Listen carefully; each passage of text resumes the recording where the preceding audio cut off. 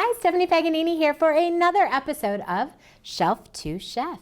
Today we are using our paella pan kit. What I love about this is that we get to use a paella pan. I'm going to show you the basics, but what's wonderful about paella is really anything goes. Paella talks about not only the dish, the rice dish that originates from Spain, but it's about the pan itself. A paella pan is usually very large. It does typically have handles, and if you notice, it should be very shallow and wide. Why? It's because the origins of paella, now while they're kind of questioned, there's different origin stories. The most popular origin story is that it comes out of Valencia, Spain, and that it was used in Valencia where rice was growing in Spain by the farmers growing the rice. They would grab some rice, they would have an open fire, they would put a flat pan on that fire, and then they would build their noon meal, their middle of the day meal from that rice dish in that pan. Traditional paella uses Spanish rice. A name brand of that is bomba. Bomba rice is a medium to short grain rice, and it is known for its absorbency. It will absorb 3 times its weight in stock, which is what brings so much flavor to paella dishes. Bomba can be hard to find in our area, so if you need to switch out a different short grain rice for that, like we are today, we're using arborio, which is an Italian short grain rice. It is equally starchy. It's actually a little starchier than bomba, and it doesn't absorb as much moisture, so if you are going to switch out for arborio or any other short grain rice that's not a Spanish style, then make sure you keep an eye on the moisture you're adding to your paella pan. You may have to reduce that in the cooking. The one thing you don't want to use is long grain rice. That's the traditional rice that we find on our shelves pretty readily here in the States.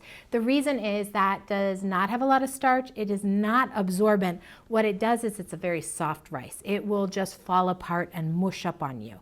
True authentic paella has grains of rice that remain grains of rice. In starchy rice like arborio, risotto, right? In Italian, we stir and we pull that starch out and make a creamy dish. For paella, you don't stir. This is going to be hard for me, but you don't want to stir paella. You want to get your ingredients in, put the rice in, and let the dish cook itself. The reason is there is a layer of rice that kind of settles to the bottom and scorches a little bit. It brings that kind of toasty flavor up into the dish, and it is prized as sort of authentic paella when you have that scorched rice layer at the bottom. Not burnt, but a little scorched at the bottom. So to get started, we have our paella pan. We're going to use a little olive oil in there. We're going to add our vegetables. Traditional paella from Valencia, they would use whatever ingredients they had in the fields, whatever vegetables they had, maybe rabbits, maybe snails that they were finding in their fields. But I wanted to make this first dish very user-friendly, so we're just using vegetables. And to make it an even faster shortcut, I found an amazing Mediterranean blend of frozen vegetables at the supermarket that has tomatoes and green beans and carrots and squash, and we're going to saute these vegetables to make just a simple vegetable paella. But if you want to add chicken, do you want to add sausage, anything else, shrimp to build up your paella, feel free to do that at home. One of the traditional ingredients in a paella is this ingredient here. It is the most expensive ingredient on the planet. What is it, you ask? It's saffron. Saffron is the most expensive ingredient because every little piece of saffron that you see here is a stamen of a flower that grows on a mountain that a human must climb and hand pick. So if you think about how many are in here, that's a human carefully picking all of these stamens in a way that they're not getting crushed or pulverized. So a little bit of saffron will go a long way, but it definitely enhances the dish. It's worth the investment. Okay, we are ready to make our paella. So here we have our paella pan. We have it on a medium-high heat, and we're going to start building the complexity of flavors right in the pan. We start by using olive oil. You think, olive oil? What are we doing? Are we in Italy? No, but the Romans brought olive oil to Spain. So the Spanish also have olive oil, and it is just as delicious. It's not, but keep I'm going. It's not. I just made a face because you made a face, and now I feel like, are we cutting that? Oil and it's fine, and it's not better than. I mean, no, it's this okay. is California. No, teach the controversy. Teach Okay. the controversy. Okay, good. Once the oil is heated, if you are cooking your vegetables that you've chopped yourself, you've blanched them, and you're ready to add them, you can add them in order based on the most fibrous ones, like a carrot, all the way up to your thinner, easier ones like peas. Since mine were all frozen and steamed together, then I'm gonna just add them all in one go. That scared me a little. So we're gonna saute this.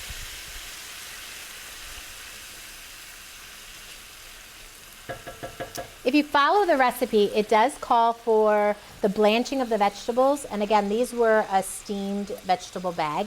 So you're wondering, why am I cooking them again in the pan? But what I'm doing is, by sauteing them, I'm toasting them with that olive oil, which is adding a wonderful caramelization flavor. And again, we're building the flavors of our paella dish up. To this, we're gonna add some salt.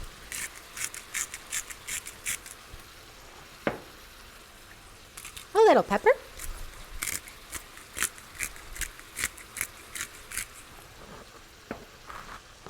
And while these vegetables are cooking off, because they were a steamed variety, they are wetter than if you were making them with fresh vegetables. So it might take us a few extra minutes for these vegetables to cook down.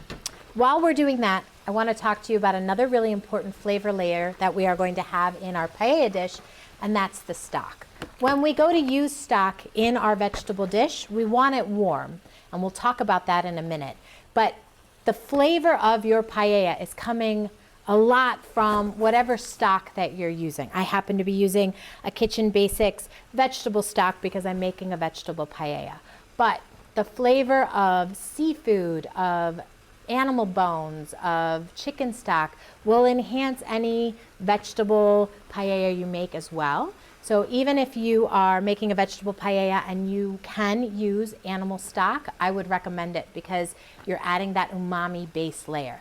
If you can't, then getting a really nice roasted vegetable, which is sort of caramelizing the vegetables and giving you a deeper vegetable flavor, will help to build the complexity of this dish. So the most flavorful stock that you can use in your dish, you want to. Because remember, your rice is absorbing that, and that's really the base note of any paella dish. Okay, once my vegetables are ready, I am going to add some paprika. And we are going to add our saffron. You want to be a little careful with your saffron because it's expensive. But what saffron will do is it'll add that flavor, that wonderful saffron flavor, and it will add a beautiful sort of yellow color to your rice dish. Okay, I have a little secret for you. The recipe in the book calls for you to make your own almond pesto. That's almonds, basil, garlic. I bought a ready-made pesto, which is made with pine nuts as opposed to almonds.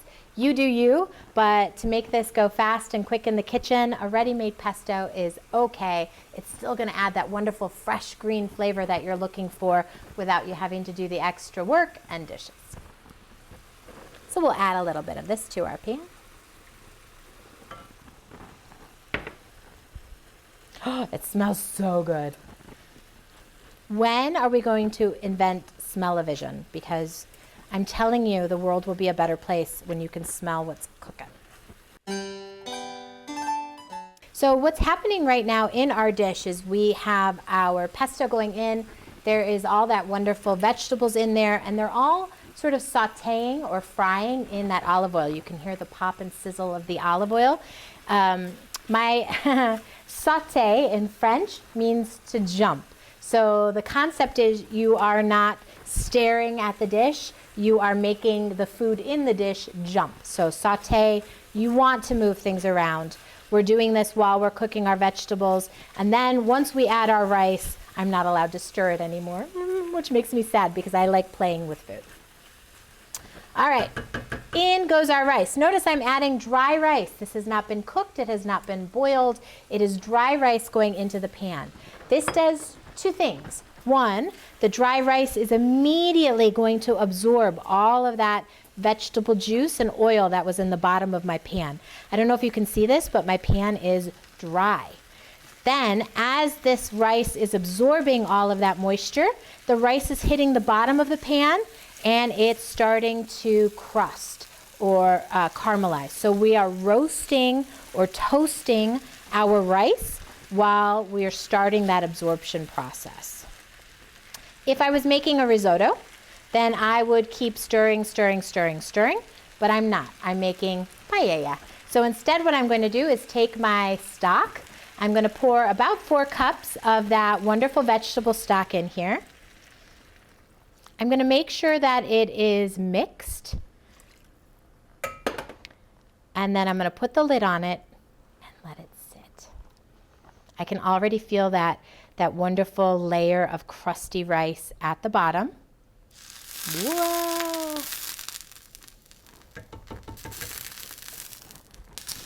If we were on the Food Network, that would have been whisked away in post-production, but this is a library budget, so I've just wiped that out.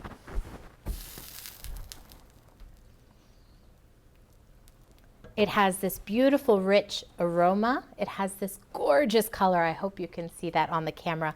We're going to put the lid on our vegetable paella, and we'll be back in about 30 minutes to check on it. We have a finished paella. It has been so hard for me not to peek on it and stir, but ready for it? Look at that beautiful dish.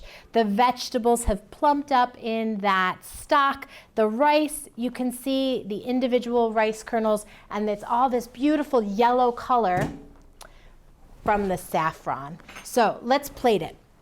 Again, if you were making this and you added sausage or shrimp, imagine those in here as well. You can always cook them on the side and add them to the people's dishes who want those extras as well. So we're gonna take some of this wonderful vegetable and rice. Oh, and you can see if I scrape down, you can see down there in the brown, that beautiful scorched layer that's adding that flavor here. That is considered the prize. So if you get a little bit of that scorched in your dish, it's considered the delicacy of the dish. So we're gonna make a little plate of paella. I wanna make sure I get some of these beautiful vegetables on top because they add so much color.